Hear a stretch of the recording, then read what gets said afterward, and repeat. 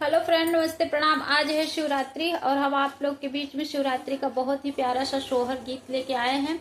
अगर मेरा गीत पसंद आए तो आप लोग चैनल को सब्सक्राइब कर लेना और प्यारा प्यारा सा कमेंट करना कि ये शिवरात्रि का सोहर हमारा कैसा लगा। सबसे पहले तो हम सभी भाई बहनों को शिवरात्रि की ढेर सारी कुछ शुभकामनाएं देना चाहते हैं।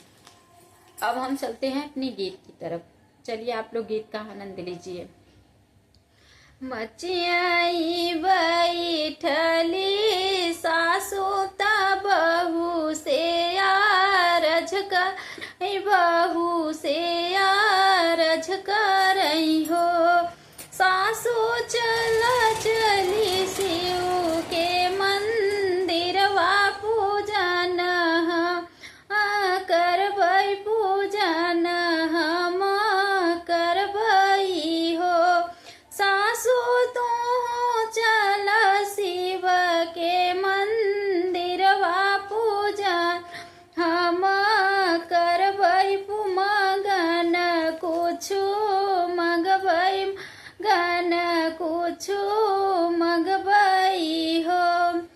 आगे आगे चली हाँ सासु पीछवा बहू रानी, त पीछवा बहू रानी हो।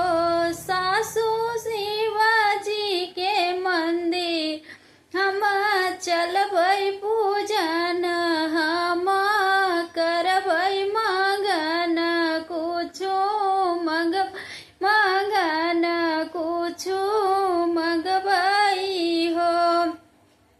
शिवजी माँ खोली देता, शिवजी गेट हवा पूजन हम करबई, पूजन हम करबई हो।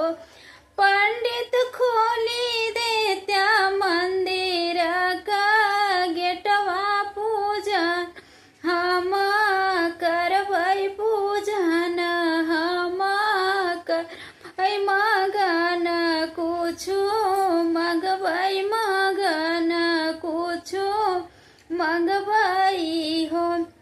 शिवजी आई तो हरे मंदिरवा पूजन हम करबई, पूजन हम करबई, मगन कुछु मगन कुछु मगबई हो।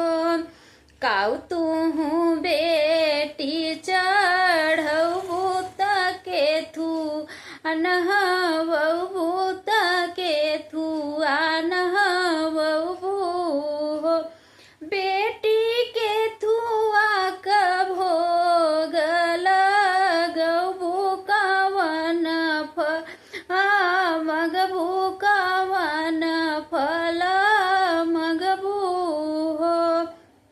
बेलपत्र फूलवा चढ़ऊ बैत दूधवा से हवऊ, बैत दूधवा से नहवऊ बई हो। शिवजी भांगिया क भोगवा लगऊ, बैलालन गोदी मगबई, लालन गोदी मगबई हो। शिवजी पेड़ा क भोगवा लगऊ, बैलालन गोदी मगबई, लालन गोदी मगबई हो। शिवजी हमारे त हुई लानवा त डमरू चढ़ऊ बई, चढ़ऊ बई हो। इतनी वचन सुनी शिवजी दिहलेनि मुस्काई, त दिह मुस्काई हो। बेटी जायु न अपने सजन घरे, पने ससुर घरे हो। बेटी आज के नवाए महीना होरिल तोहरे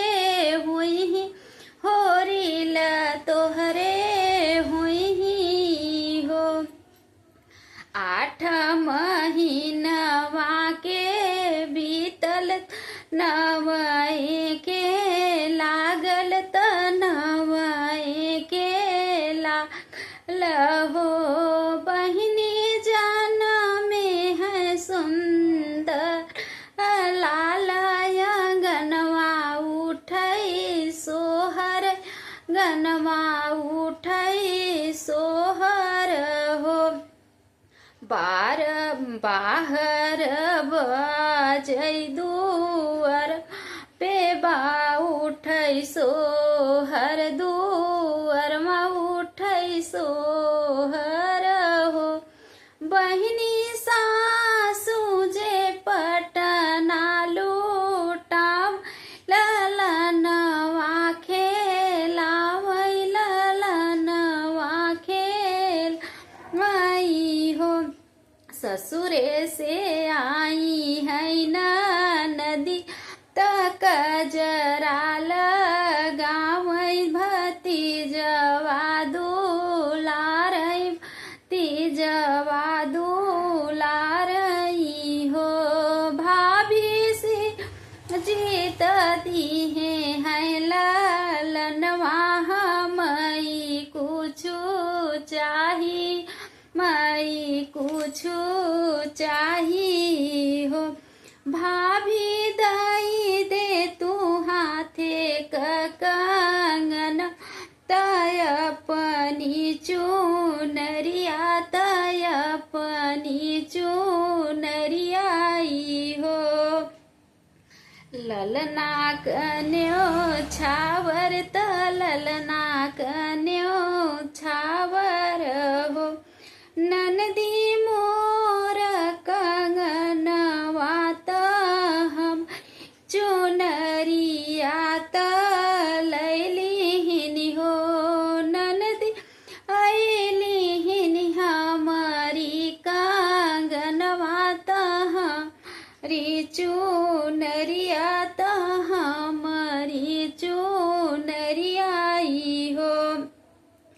मुख भरी दीहिनी ननदी आशीष, हसत घर मा जाई, हसत घर मा जाई हो। हसी हसी पहिरै नरिया त पहिनै कंगनवा, त पहिनै कंगनवा हो। भाभी जुग जुग जियै तोहरा ललनवा, त मागे कसे धुरवा, त मागे से धुरवा हो। दिन दिन बाढ़ै तोहार सोहाग, जन्म जुग ब्याहसत, जन्म जुग ब्याहसई हो। शिव जी का मेरा ये सोहर गीत कैसा लगा? आप लोग टाइम निकाल के 2 मिनट का शिव जी का हमारा ये भजन जरूर सुनिए प्लीज। अगर पसंद लागे तो आप लोग कमेंट जरूर करना और